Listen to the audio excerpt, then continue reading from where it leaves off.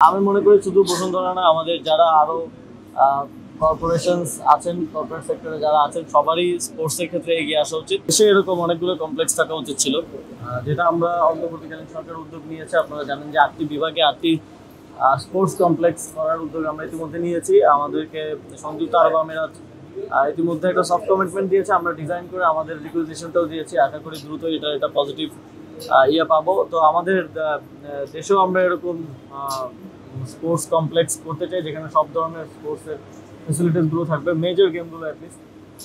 সেই ডিজাইনটাও হয়তো আপনারা দেখেছেন যে কীরকমভাবে আমরা সেটা ডিজাইন করেছি। এবং আমি মনে করি শুধু বসুন্ধরা না, আমাদের যারা আরও কর্পোরেশনস আছেন, কর্পোরেট সেক্টরে যারা আছেন, সবারই স্পোর্টসের ক্ষেত্রে এগিয়ে আসা উচিত। যেহেতু আমাদের সরকারের রিসোর্স লিমিটেড এবং স্পোর্টসে কর্পোরেট সেক্টর থেকে বড় বড় জায়ান্টরা যদি এগিয়ে আসে, নিজেদের সক্ষমতা নিয়ে এগিয়ে আসে, তাহলে আমাদের যে লিমিটেড রিসোর্সের যে একটা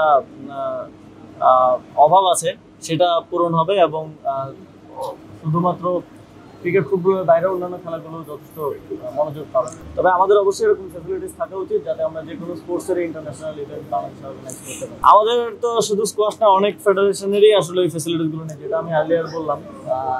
এবং সেটাই আমাদের আসলে একটা ফোকাস এরিয়াও, যে আমরা কীভাবে তাদেরকে অ্যাকোমোডেট করতে পারি।